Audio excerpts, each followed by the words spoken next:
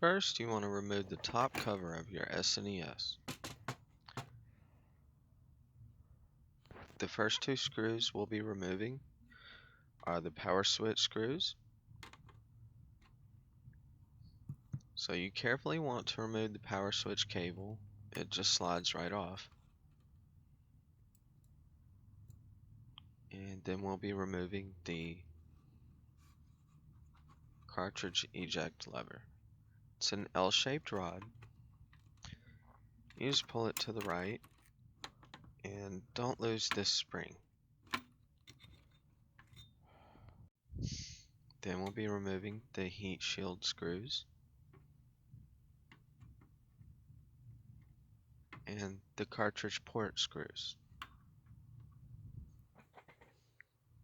Also, the audio, video, and power screws.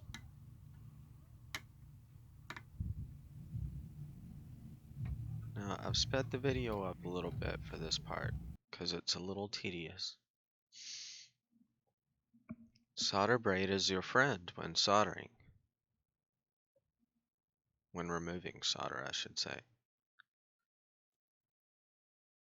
Now, you could use a solder sucker, but for the two tabs holding the power jack in, they're kind of some elongated tabs, and a solder sucker is more for round outlets.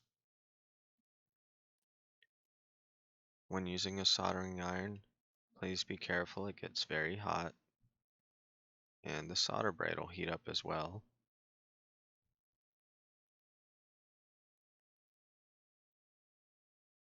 So this is our culprit. The plastic's missing from the middle. It just makes your power cable loose, but collectors and purists would like it to be perfect. You can fray your solder braid at the end, and it's easier to use for getting some excess solder.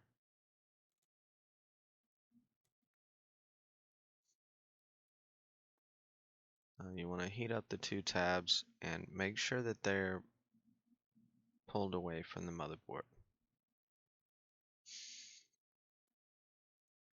And it should just slide right out. This is the new one.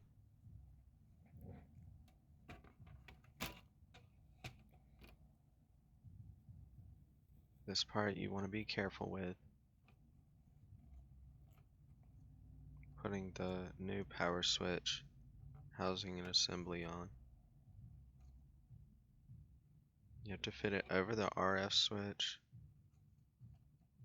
and the video port while getting the two tabs for our solder points back under the motherboard. You may have to lift up on the motherboard a little bit to slide everything in place. Just careful not to bend or break your tabs.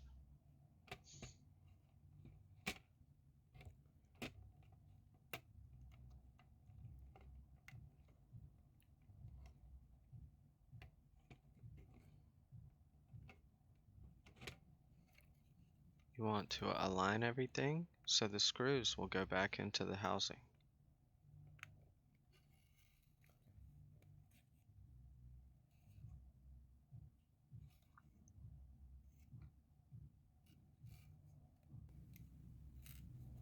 The RF unit should be flush against the power outlet housing. And once everything looks pretty flush,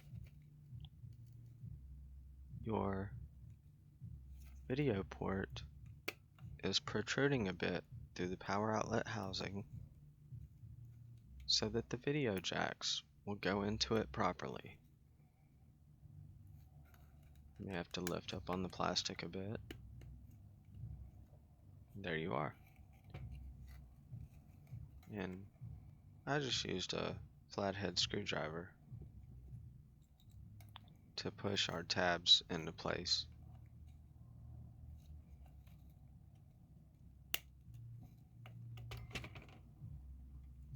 You can see our solder points are accessible. And solder it back into place.